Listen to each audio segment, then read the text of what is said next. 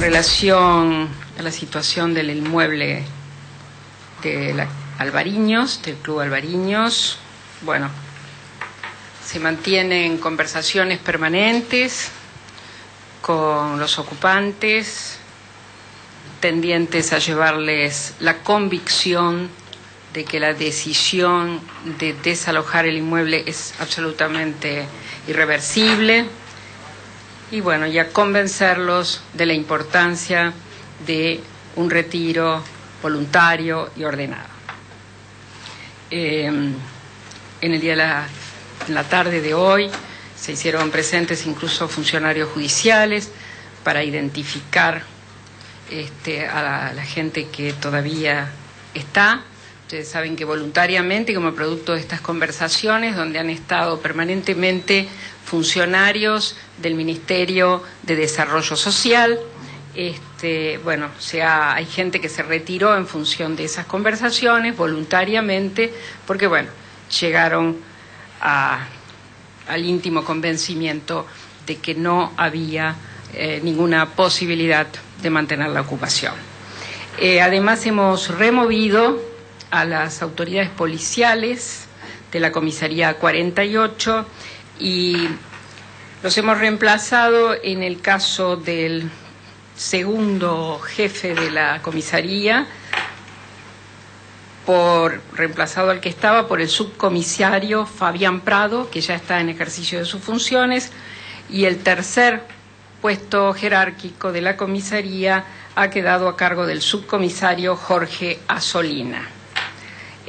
También ustedes saben que hemos detenido a 2 de los imputados de acuerdo a tareas de identificación de personas que impulsaban esta ocupación con evidentes intereses de tipo inmobiliario, por llamarlo de alguna manera, manipulando la necesidad de sectores muy humildes, muy frágiles, que sí realmente a veces tienen necesidad de una solución habitacional.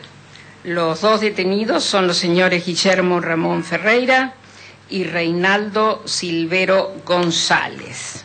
En este momento se continúa con la identificación de otros instigadores y bueno, esperamos que las detenciones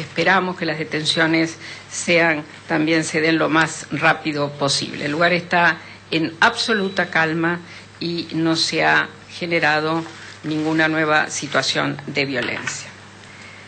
Con relación a los hechos ocurridos en la estación de Constitución y a los hechos del corte de vías del ferrocarril Roca, una narración cronológica, sin perjuicio de que ustedes conocen, pero vamos a agregar alguna información extra, aunque ustedes, ya les digo, conocen los hechos. Los hechos comenzaron alrededor de las 11 de la mañana, cuando un grupo de entre 80 a 100 personas, integrantes del Polo Obrero y de la agrupación Causa Ferroviaria Mariano Ferreira, reclamaban la reincorporación de trabajadores despedidos y su traspaso a planta permanente.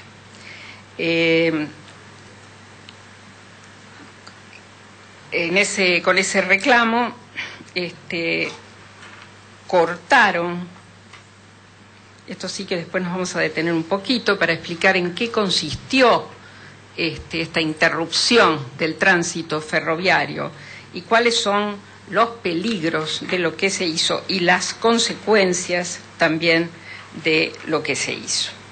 En primer lugar, porque el sitio elegido es realmente un punto vulnerable. Afecta a todos los servicios del sistema eléctrico y afecta el 95% de los servicios del sistema diésel. Es decir, que produce el mayor daño al público. Ustedes saben que en el horario, cuando empezó el corte no, pero ya sobre los horarios del finales de la tarde, la cantidad de gente que traslada el ferrocarril es muy importante, un promedio de 60.000 personas por hora, se calcula que alrededor de 190.000 en esas 3 horas de 17 a 20, de manera que el perjuicio, haciendo ahí la interrupción de la circulación del tren, es enorme. Con elementos sencillos, simples, se sabotea la circulación de un servicio público y se afecta toda esta gente. Acá, si bien no sé hasta dónde se va a ver bien, pero bueno, tenés ¿por qué no vas mostrando esa más de cerca? No, mostrala más de cerca, Chuma, por favor, porque si no, de a uno, cuando yo explique la primera, acá hay la primera, ustedes ven, es la vulnerabilidad del sector Riachuelo, Empalme Pavón. Acá simplemente con aparatos de vía con piezas móviles, son fácilmente puestos fuera de servicio con introducir simplemente un objeto, una piedra, una lata, un trozo de hierro, entre las piezas con desplazamiento. Esta es la vulnerabilidad de otro sector, Riachuelo Empalme Pavón, cuando hay una caja de control ATS donde la rotura provoca una frenada brusca de emergencia de trenes. También más atrás se observan ligas de impedancia que con golpes de piedras pueden dañarse, reaccionando el sistema hacia la seguridad, quedando circuitos ocupados, lo cual se traduce en la detención también de los trenes. Acá tenemos otra zona donde hay mástiles de señales con escaleras de servicio. Al transitar personas ajenas pueden acceder a estas instalaciones y fácilmente también por esta vía detener los trenes. Acá tenemos un divisor de frecuencia de 25, no sé exactamente la forma en que se mide esta frecuencia, pero es de una potencia 25 de esa escala, de fácil acceso a personas que transitan por la vía, dado que se ubican en la zona vía y están en Empalme Pavón. Dejarlos fuera de servicio es muy sencillo y provoca también la detención de los trenes. Acá hay aparatos de vía con piezas móviles que son fácilmente también puestos fuera de servicio con introducir cualquier objeto como una lata o un trozo de hierro. Acá se ven algunas anomalías que se detectaron. Los cables de señalamiento no tenían el recubrimiento de protección y quedaban expuestos también a ser dañados muy fácilmente. Estas alteraciones en la superficie del riel, donde se produce la rodadura, pueden producirse por una frenada brusca al actuar un dispositivo ATS o por colocación de obstáculos en la vía al paso del tren. Bueno, podríamos seguir así porque son varias, están circulando un ejemplar igual a esto.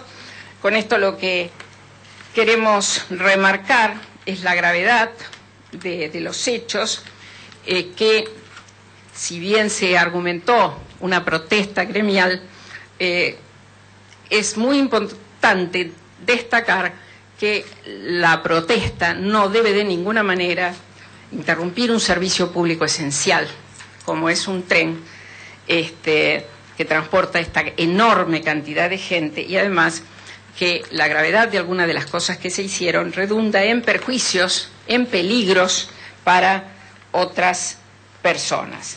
Este hecho produjo la cancelación de 421 trenes y se atrasaron 21 trenes. Es decir, tuvimos 107 trenes cancelados que iban a Ezeiza, 118 que iban a Alejandro Con, a Claypole iban 16, sin contar los atrasos, estoy hablando de cancelaciones, a Juan María Gutiérrez 40, a La Plata 56, a Bosques 53, a Ezeiza Cañuelas 15, Temperley Gutiérrez 6 y Temperley Aedo 10.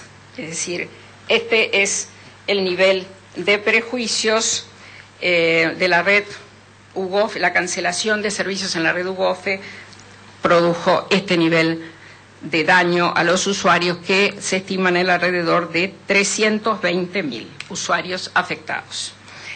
A fin de paliar la situación, se organizó un servicio de micros exclusivos saliendo de Plaza Constitución, integrado por 40 unidades con una frecuencia de 5 minutos, para poder paliar un poco la ausencia de trenes.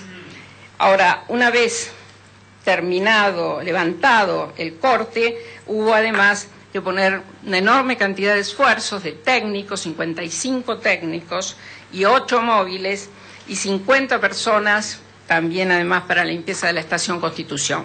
Pero estos técnicos eran para revisar las vías a los efectos de estar seguros que no iba a producirse ningún accidente si se reanudaba el servicio.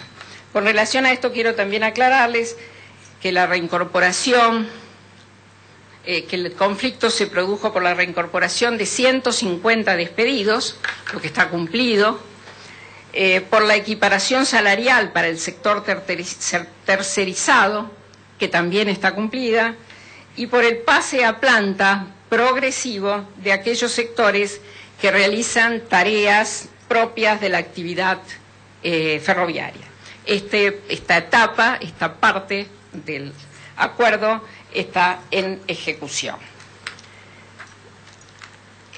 Como consecuencia del corte, evidentemente, la estación Constitución no iba a poder funcionar y esto es lo que alertó a las autoridades para cerrar la estación, para preservarla de cualquier tipo de protesta o de reacción airada, molesta de los usuarios que iban a estar perjudicados. No obstante, alrededor de las 17:30 empezaron a producirse incidentes. Si ustedes ven, creo que convendría que viéramos el video. De la cartera laboral del Ministerio de Trabajo y luego, después del primer cuarto intermedio, bien decimos, con el ministro Tomada. Ahora están en un segundo cuarto intermedio. No hace tanto calor. Más temprano se hacía bastante difícil. Ustedes ven que hay una gran tranquilidad en este momento.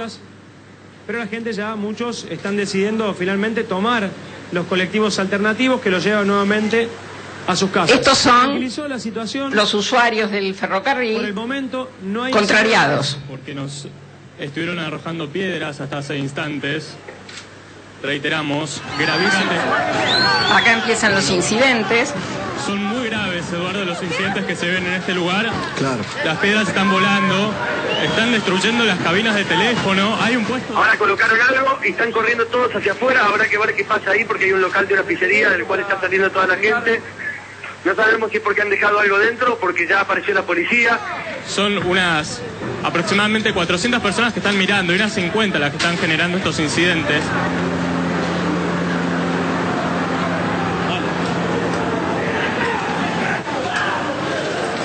Ustedes ven ahí una zona cercana a la estación que es donde se producen movimientos permanentes de jóvenes con mochilas. Y nuevamente lo que piden es el ingreso de la puerta, pero se les ha explicado que el tren está suspendido por una manifestación que hay a la altura. Algunos, como ven ustedes, con pañuelos que seguramente para prevenirse de gases, el tren no puede partir. Vemos cómo taparse la cara, no sé. Están tomando todos los objetos que pueden. Allí van a tratar de ingresar. Están arrojando. Estos no son pasajeros contrariados. Era muy clara la diferencia entre la gente que protestaba y la gente que producía violencia. Evidente de que quieren generar un daño, que quieren generar un disturbio severo en este lugar, porque esta reacción realmente no tiene ningún tipo de explicación. Aquí el clima que se vive, Eduardo, es realmente muy pero muy complicado. Escúchame, la Comisión de Tercerizado del Roca no llamó a ningún corte. El corte lo organizó la agrupación Causa Ferroviaria con el Partido Obrero y el PTS y algunas empresas. que ya tiene fecha en el Ministerio para hacer audiencias, pero estos tipos le están diciendo que tienen que entrar antes, o sea, nunca, que no tienen que esperar y bueno. ¿Cómo se están cayendo? Lo que reiteramos, Eduardo, el pedido de ambulancias. Hay muchas personas heridas aquí en este lugar. Hemos visto al menos 5 personas heridas. Allí estamos viendo las imágenes de lo que sucede en este lugar. Bueno, como ustedes vieron, ahí había una cantidad de gente, hay una cantidad de gente importante, pero de ninguna manera proporcional a la que tendría que haber habido si el ferrocarril hubiera estado funcionando normalmente. Ya les digo, estamos hablando de 60.000 personas hora promedio entre las 5 y las 8 de la noche. Es decir, acá hay algunos que no llegaron a enterarse, lo que daban permanentemente los medios de comunicación con relación al corte, y fueron todavía a intentar viajar. Y hay ese grupo que recorre por ahí, que se ve con bastante claridad, que van con un objetivo, como ustedes ven. Efectivamente, lo estoy viendo con mis propios ojos, Liliana. Cañas o palos. Están saqueando el negocio de ropa deportiva. Están literalmente llevándose toda la ropa. Salen y entran por las ventanas, por lo que vendrían a ser las vidrieras del local. El local se llama Mega Sport. Muy denso de los locales que habían sido atacados hace un rato, la pizzería, el local de motos, el local de panchos y el local que... Están tirando este líquido color celeste, está avanzando la policía y esto... Esta ya es la intervención policial. Están tirando este líquido celeste y ya vuelan piedras y cascotes, no hay manera de protegerse, no hay manera de protegerse. Porque están tirando un gas blanco desde los locales, desde adentro. Sobre la calle Brasil, aquí frente a la terminal de trenes de Constitución. Es impresionante porque están tirando un gas blanco desde los locales, desde adentro. Hay heridos. Y el carro hidrante en líquido azul franco. Hay heridos y no pueden ingresar las ambulancias. Fíjense que todos los jóvenes tienen mochilas. Que tratan de llegar al lugar porque saben, tienen información de que hay varias personas heridas.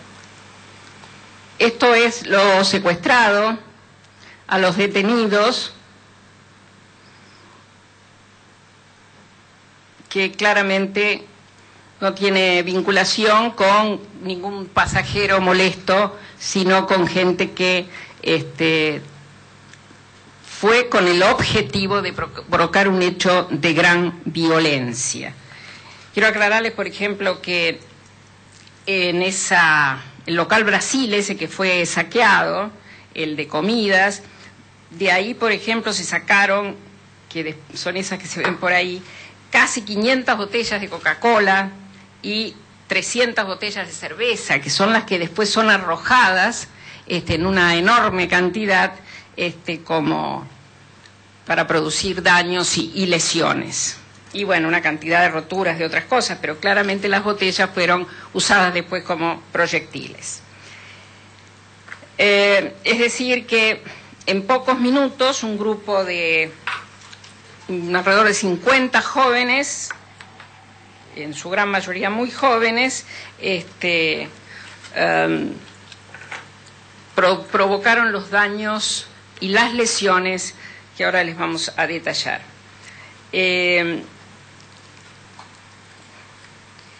Hay un hecho también sugestivo. Uno de los primeros detenidos es un sujeto que tenía una remera verde y blanca tapándole la cara, que toma un contenedor de basura de la Ciudad Autónoma de Buenos Aires y arenga a gente que estaba en las proximidades para prenderle fuego.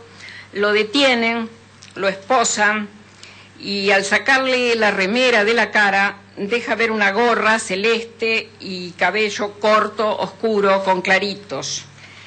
Se fingió descompuesto, temblaba como epiléptico, pero de repente al ver que la policía lo tenía finalmente de todas maneras dominado, se paró con toda normalidad por sus propios medios y refirió normalmente y en voz alta y en reiteradas oportunidades dijo: pará, yo soy gastronómico, me iban a pagar 50 pesos por día por prender fuego y hacer quilombo. Textual, sí. por tirar piedras y prender un poco de fuego, reiteraba. Está identificado, fue llevado detenido como Alberto Cayetano Geuna. Tenemos ahí el expediente por si alguno lo quiere. Estas expresiones y esta detención tienen 2 testigos que fueron pedidos en ese momento entre gente que estaba en la estación. Bueno, como resultado de estos hechos, tenemos en los que intervinieron los juzgados correccionales números 12 y 14, se iniciaron causas por atentado y resistencia a la autoridad, lesiones y daños.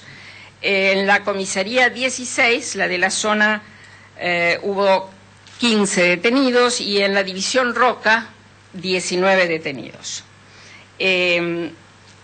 Hay además identificadas por orden judicial, por la sección análisis de la información de la Policía Federal Argentina, 4 personas que ya están identificadas y hay otras 10 que estarían identificadas y que, esto tenemos todavía que constatarlo, pertenecerían al polo obrero.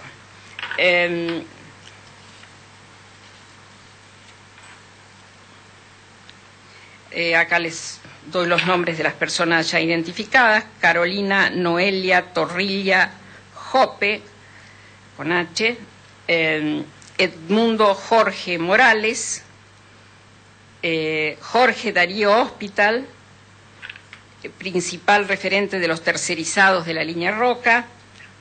Los 3 estos nombrados son empleados de UGOFE, Sociedad Anónima, y Diego Luis Restituto, quien fuera ex empleado de UGOFE, Sociedad Anónima, despedido hace 3 meses. Bueno, están haciéndose todas las diligencias para la detención de estas personas, como de estas 10 a 12 que estarían ya identificadas. Ya se han logrado ubicar los domicilios de los identificados. Tenemos, además, una importante cantidad de heridos, de lesionados, como producto de estos hechos.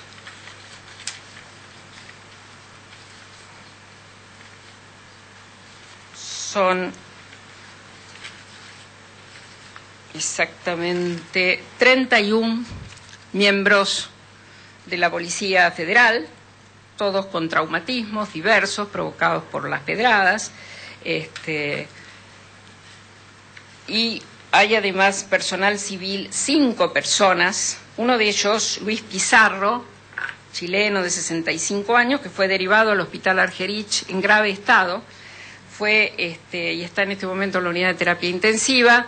Este hombre fue atacado en el medio de la plaza por una banda que le robó lo que tenía y además lo sometió a una intensa golpiza, lo cual determinó un golpe en la cabeza, que es lo que también ocasiona su estado de gravedad.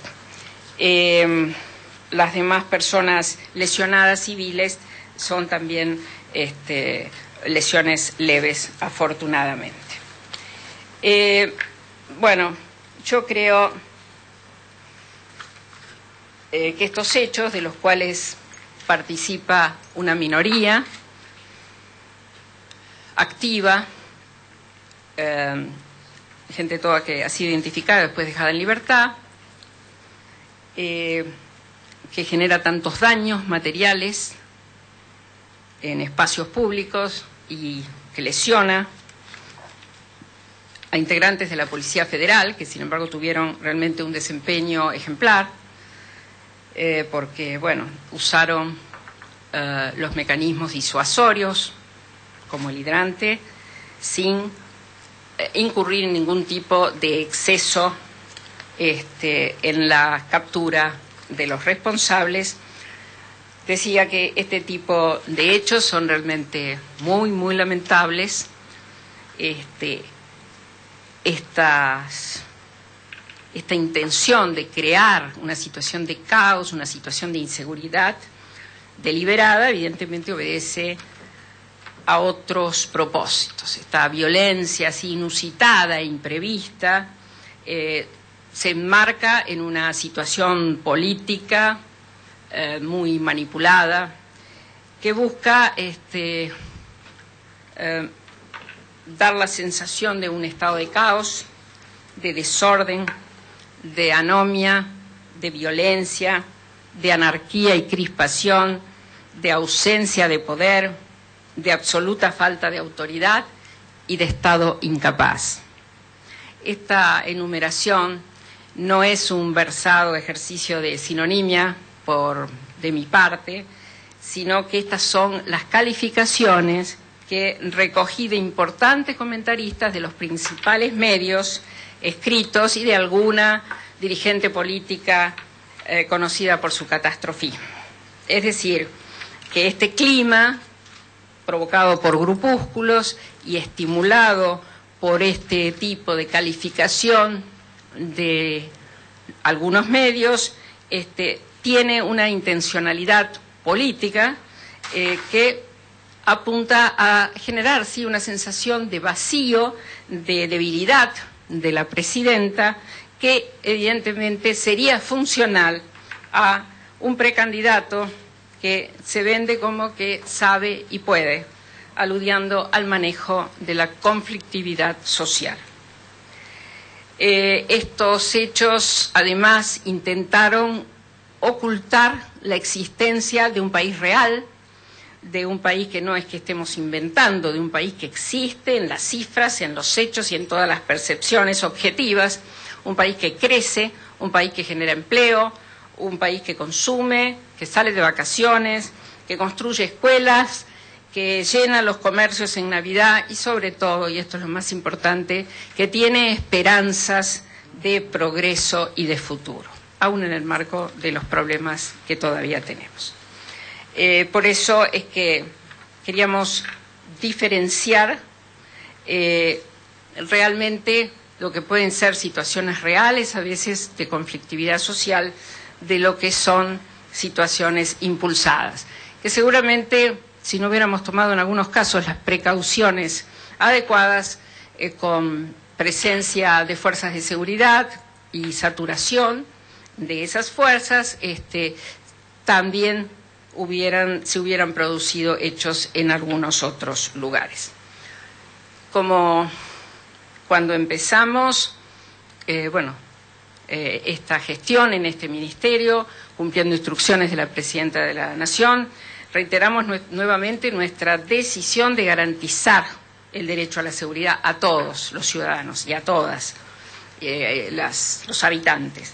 Hacerlo en el marco de la ley, sin excesos de ningún tipo, con un desempeño eficiente de las fuerzas de seguridad. Decimos también que el derecho a peticionar, a reunirse, a protestar, que es absolutamente indispensable en un Estado democrático, no habilita a generar ni desmanes y tampoco a imposibilitar el normal funcionamiento de servicios esenciales o la circulación normal de la gente. Exhortamos a todos los que quieren ejercer su derecho a manifestarse y a protestar a que tengan absolutamente en cuenta esta necesidad de no alterar vías de comunicación o a impedir el funcionamiento de medios de transporte. El Estado no va a renunciar a su función de garantizar un orden en el marco de la legalidad para todos los habitantes. Yo quiero también dejar un teléfono que tenemos ahora para denuncias, para los que, puedan identificar a provocadores o a violentos, que nos hagan llegar al 0800 5555 065 la información que pueda ser útil para esclarecer este caso que está en este momento por supuesto, bajo investigación judicial. En el caso del corte de vías en la zona de Avellaneda, el juez federal número 1 de Quilmes, el doctor Armella, y como les decía antes, los incidentes ocurridos acá en la Estación Constitución están en los juzgados correccionales 12 y 14. Bueno, esa sería la información brevemente que brevemente les puedo dar sobre estos hechos. Quiero agregarles algo más con relación también a un hecho muy grave que ocurrió la semana pasada en la zona de Acumar, en la provincia de Buenos Aires, donde ya desde hace un tiempo, varios meses, la Gendarmería Nacional está prestando servicios para garantizar la construcción de obras de plantas de tratamiento de líquidos cloacales. La semana pasada, el día martes, después del lanzamiento del programa que la presidenta realizó, del operativo que se va a hacer en la provincia de Buenos Aires por parte de la Gendarmería Nacional, como un aporte, como una contribución, como una ayuda a la seguridad en ese distrito, y al anochecer, entiendo que ya era bastante oscuro, 4 gendarmes fueron atacados a balazos y los 4 fueron heridos. Yo los visité en el hospital militar, que era donde estaban internados. Afortunadamente su estado ya es totalmente, están fuera de peligro, pero bueno, queremos que se investigue a fondo quiénes de noche, con tanta puntería, hicieron blanco en las partes justamente no protegidas por los chalecos especiales que llevan los gendarmes. Y bueno, con esta suerte de que las heridas no fueron finalmente, afortunadamente, mortales. Pero bueno, no nos preocupa mucho el tema y bueno, también en este caso está el juez, el doctor Santamaría, investigando, y bueno, por supuesto la Gendarmería va a prestar toda la colaboración en cuanto a las pericias o cualquier otra medida de prueba que pueda solicitar el magistrado. Pero es otro hecho que bueno, debemos esclarecer y bueno, analizar si son personas de la zona que a veces intentan robar parte de los materiales de construcción que están en el obrador que está en esa zona, que justamente custodia Gendarmería, o bueno, esperemos que no, pero pueda haber alguna otra hipótesis más grave. Así que bueno, esas son las cosas que quería decirles y bueno, quedamos a disposición para preguntas. Un minuto con el micrófono.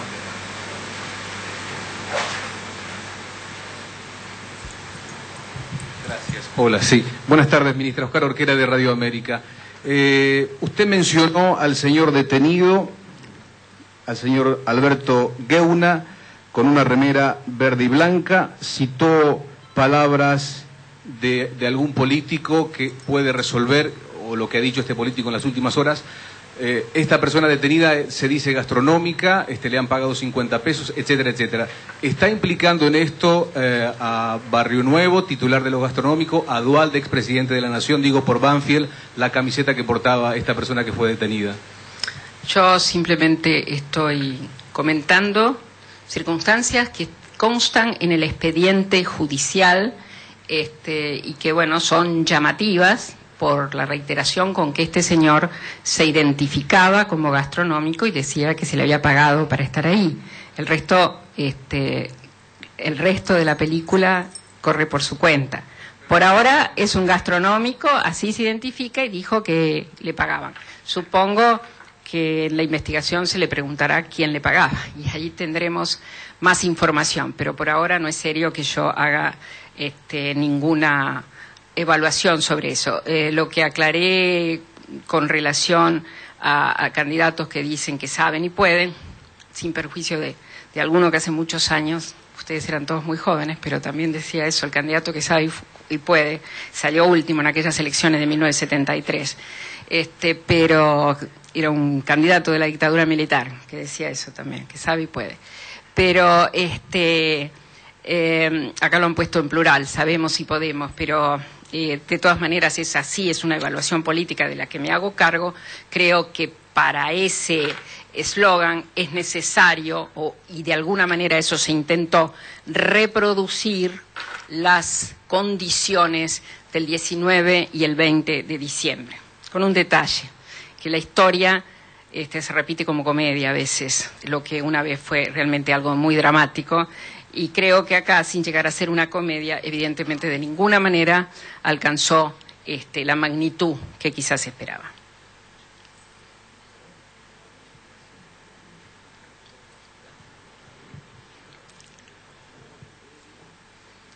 Ministra, aquí Alejandro Gomel de Radio del Plata.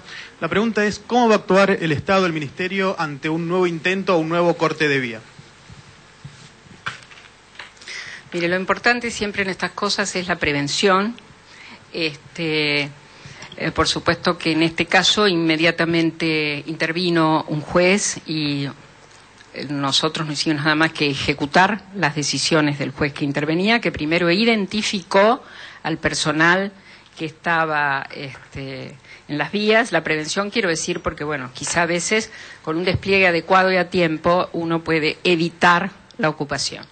Después, una vez que interviene el juez, hay que ejecutar las órdenes del juez, y en este caso el juez primero identificó y después, ahí ya, cuando seguramente podía haber ordenado el desalojo, en realidad los dirigentes de este grupo levantaron el corte. Pero bueno, queremos en principio estar siempre antes de que los hechos comiencen, porque ya les digo, todas las fotografías estas, que si bien son muy técnicas, creo que como síntesis aún a los que no conocemos el tema, nos queda claro que pueden ocurrir accidentes graves, aún a los que están cortando, como incluso reiteradamente dice el informe, la posibilidad de arcos voltaicos que podrían generar la muerte inmediata del que recibe la descarga cuando se produce el arco voltaico. Es decir, que esto es muy imprudente, aún para los que, creyendo defender una conquista laboral, incurren en este tipo de situaciones. Y además, partiendo de la idea de que afectar a 320.000 usuarios del sistema ferroviario, si agregamos a eso en un día que hacía 35 grados de calor, después de una jornada de trabajo, realmente es un límite que no deberían de ninguna manera sobrepasar las protestas sociales y gremiales. Ministra, ¿qué tal? Buenas tardes. Fernando Alonso de Canal 7. Usted trazó un panorama... Acá estoy. Acá. Ah, perdón. Usted trazó un panorama realmente que se presta, indudablemente, a un análisis político. Dijo que se atacó a puntos vulnerables de la línea Roca, que se atacó, o que se pretendió inutilizar todo el servicio. Dio características también, y hemos visto en el video, de que tercerizados o representantes de tercerizados no estaban allí. Habló de Partido Obrero, habló de otros. Primero, la pregunta es si usted puede relacionar o cree que el hecho de Avellaneda con el corte y los incidentes en Constitución estaban relacionados uno con otro. Y la segunda pregunta, si me permite, es ¿qué posibilidad hay de que esto no vuelva a pasar o de que vuelva a pasar? ¿Y cuál es el rol de la Secretaría de Inteligencia si no pudo prever esto, no? Mire, en estos casos hay que mejorar todos los sistemas de alerta temprana. Los de la policía, los de la Secretaría de Inteligencia, en fin, todos los que puedan ser útiles para poder detectar a tiempo una situación a los efectos de que no se concrete. Lo mismo lo de Constitución. Si bien nosotros teníamos alguna información de que se podía producir algún hecho en Constitución, y además de la el obvio enojo que se iba a producir de la gente que llega y encuentra que no está funcionando el ferrocarril, aunque la gente en general que viaja por tren por eso había poca gente, fíjese, con relación a la cantidad de gente, 60.000 tendría que haber habido a esa hora para tomar ese tren, más o menos, y usted vio que ahí, a lo sumo habría 1.000 personas, de los cuales una minoría fue la que produjo esta enorme cantidad de desmanes y destrozos. Pero evidentemente cuando hay un corte en el Roca seguramente va a haber algún incidente en Constitución o algún grupo que quiera aprovechar el mal humor de los pasajeros y esto es una consecuencia que hay que tener prevista, digamos, una consecuencia casi lógica.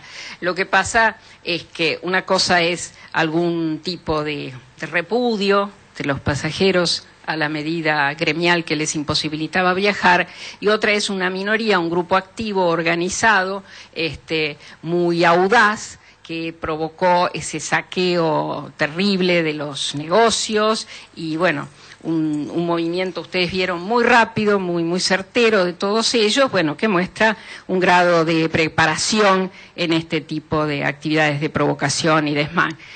Bueno, quizá esto no se pensó que podía llegar a esa magnitud.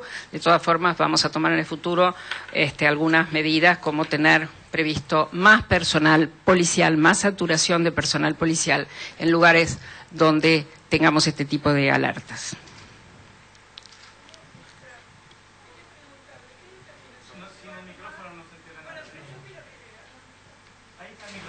Chuma.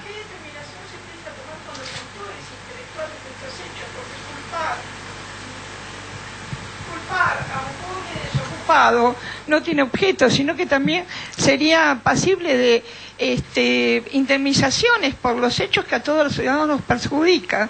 Y segundo, ¿qué actitud, qué política futura piensa adoptar usted con respecto a los piquetes, obstrucción de los tránsitos y de las vías que a todos los ciudadanos pertenecen normalmente? ¿Qué medio es usted, perdón? ¿Quién? Bueno, algo dijimos ya y reitero, acá hay que hacer una exhortación a la responsabilidad de todos los ciudadanos. Acá deben coexistir el derecho a manifestarse, el derecho a reunirse y el derecho a protestar con el derecho del resto que no está incluido en esa protesta para también poder seguir ejerciendo con normalidad sus derechos. Creo que ese equilibrio es posible. Hemos tenido en la Argentina muchas demostraciones recientes, no siempre de gente desocupada y desesperada, sino al revés, de algunas también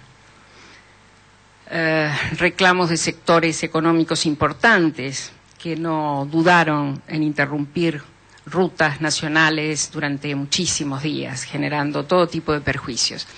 Yo creo que estas cosas, más allá de la enorme prudencia que siempre ha tenido el Gobierno Nacional en no usar la fuerza en una forma desproporcionada, una fuerza que podría generar daños que quieren evitarse a toda costa, pero bueno, además una exhortación a los que quieran vivir realmente en un país maduro, en un país serio, es una exhortación a la responsabilidad de todos para no excederse en el uso de los medios de protesta.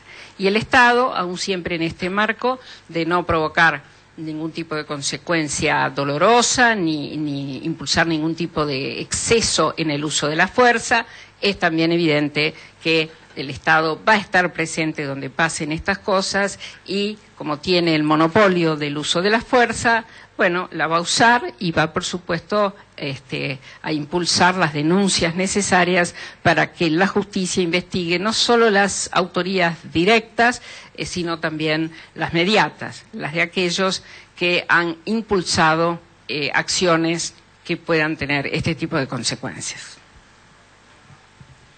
Marcelo Peláez de Canal 13. Respecto de lo que sucede en el Club Alvarinho, ministra, usted días atrás dijo que la negociación se complicó porque el gobierno porteño se negó a pagar subsidios a los ocupantes. Al mismo tiempo, el jefe de gabinete de la Nación declaró que no se debe pagar ni un peso a quien ocupa un terreno. Son dos ministros del Poder Ejecutivo Nacional y han dado dos visiones contrapuestas. ¿Cuál de las dos es la que impulsa el gobierno nacional? Después que se desocupó el indoamericano, se llegó a ese acuerdo, digamos, entre los dos gobiernos, local y nacional, en el sentido de no dar ningún tipo de estímulo, sea posibilidad de una vivienda o ubicación en un censo para posterior adjudicación de viviendas. Esta no fue la política del Distrito Ciudad de Buenos Aires, que siempre dio subsidios en todas las desocupaciones. Por eso hubo una pregunta en un momento, a instancia de los que estaban negociando, si en este caso, por el cual la Ciudad de Buenos Aires parecía tener tanto interés, quizá no el más grave, obviamente, se trata solamente de una cancha de fútbol, hay ocupaciones más complejas, pero bueno, parecía merecer un especial interés de la Ciudad de Buenos Aires. Entonces hubo una consulta que solicitaron los negociadores que estaban ahí hablando con la gente de si en este caso la Ciudad de Buenos Aires iba a retomar su vieja política, que durante mucho tiempo la practicó, de dar subsidios a las personas que desalojaban.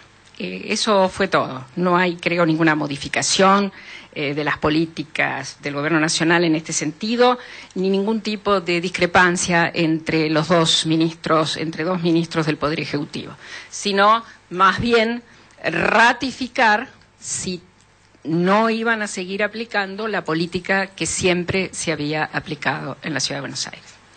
Aprovecho la mención a la Ciudad de Buenos Aires para aclarar, porque veo en todos los diarios que Rodríguez Larreta dice que se ha comunicado conmigo.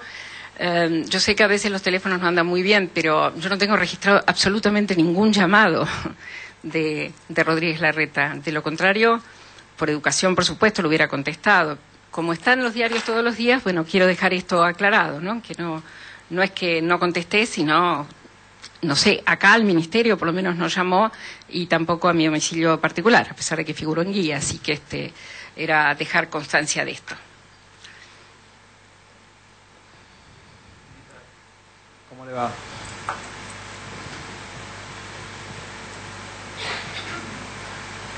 Ministra, ¿cómo le va? Buenas tardes, Emiliano Rodríguez de la Agencia de Noticias de Argentina. Ministra, dos consultas. Una con respecto al Club Albariño. ¿Planean llevar adelante algún proceso de desalojo en el corto plazo? ¿Cómo sigue el conflicto? Incluso hemos recibido algunas denuncias de vecinos de la zona que nos comentan que hay entre 6 o 7 manzanas con complicaciones de terrenos tomados ahí en esa zona. Si hablamos de Albariños, hablamos de Albariños, si no, hablamos de otra cantidad de ocupaciones. Albariños, la situación de tensión, que en un momento fue muy grande, ya ha cesado, la situación es tranquila. Se han identificado los instigadores de esa maniobra, que seguramente tenía alguna finalidad económica de uso de ese predio, y se han identificado los 3 o 4 que estimamos más activos en esto. Usted sabe que estas zonas son objeto permanente de maniobras para hacerlas ocupar por gente muy desesperada a veces, realmente con mucha crueldad, ¿no? Se las usa para ocupar, pero en realidad atrás de eso hay un intento de darle después un uso económico a esos predios.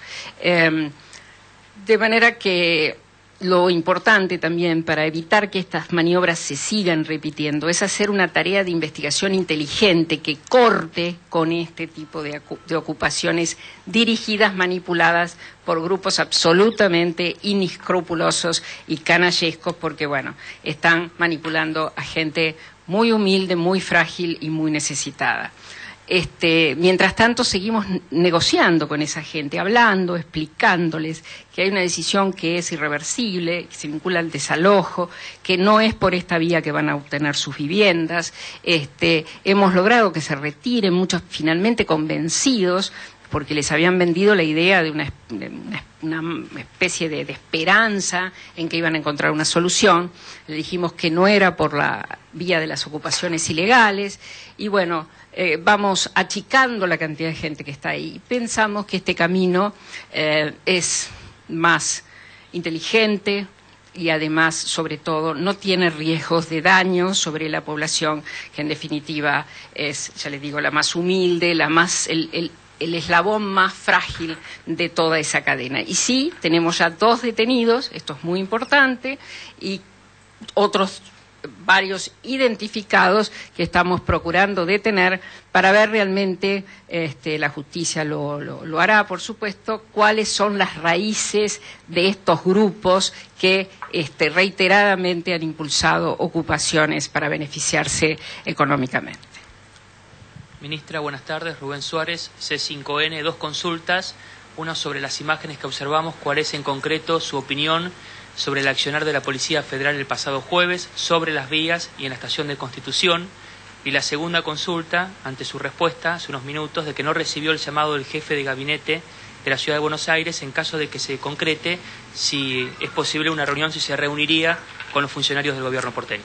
Obviamente que nunca nadie puede dejar de reunirse con funcionarios de otra jurisdicción, porque esto hace a la lógica de la articulación y de la colaboración entre jurisdicciones. ¿La otra pregunta? Bueno, yo creo que fue muy profesional, yo le diría impecable. Fíjense que la verdad que yo quiero hacer expresa mención de la madurez que mostró la policía, que fue agredida realmente en forma muy salvaje. Lo demuestran los 31 lesionados que tenemos, así como casi otros 30 habían sido lesionados en la zona de Albariños, ¿no? Y ahí además, bueno, se les arrojaron gomas incendiadas, previo colocarles nafta, y las hacían girar hacia los policías, es decir, algo realmente peligroso. Se les tiraron bombas de estruendo de muy cerca. Bueno, el humo que provocaban las gomas provocó 6 intoxicados, porque es muy tóxico. Es decir, a pesar de todo ese hostigamiento, las fuerzas policiales reaccionaron con mucha profesionalidad y sin incurrir en ningún tipo de exceso en la represión. Así que creo que hay que destacarlo especialmente. Bueno, muchas gracias a todos. Ministro, una más puede ser. Ministro, bueno, la última, aquí, por favor. Aquí, detrás. Nuria de Radio Mitre. La última, por un favor. lado hablaba usted del profesionalismo de la policía el otro día en Constitución y habló de la necesidad de prevenir. Días pasados los incidentes, consideran que la policía tal vez si hubiese sido enviada antes, no después de 7 horas como estuvo el servicio paralizado hasta que actuó la policía, se podría haber evitado esta situación. Esto por un lado, y después pedirle en detalle si aquellos detenidos del PO que usted mencionó fueron protagonistas del corte en Avellaneda o de los incidentes en Constitución. Los incidentes se está identificando gente todavía, ¿no? En los incidentes hay varios detenidos, tanto en la división Roca como una cantidad más o menos 19 y 15 en la comisaría 16, que es la que tiene jurisdicción sobre Constitución. Y bueno, se están identificando para saber qué vinculación pueden tener. Los que sí ya están identificados son los del corte de vías, bueno, algunos, ¿no? Que han sido identificados en la causa que lleva el doctor Armella, el juez federal de Quilmes. Son los nombres esos que yo di hoy acá, esos están identificados por el juez de Quilmes y están vinculados al corte en Avellaneda.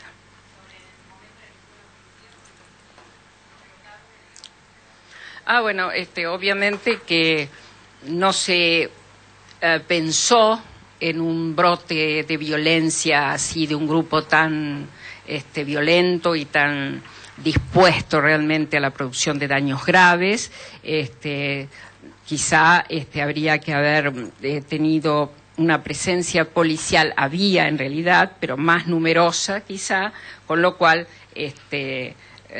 hubiéramos podido actuar unos minutos antes. Realmente tampoco hubiera sido decisivo, porque esta gente, como ustedes vieron en los videos, de una situación de tranquilidad, irrumpen violentamente y van preparados para provocar eso. Es decir, no estamos ante pasajeros molestos, sino estamos ante gente que sorprende por la agresividad con que quieren concretar el ataque a la Estación Constitución y el saqueo a los comercios de la zona. Bueno, muchas gracias.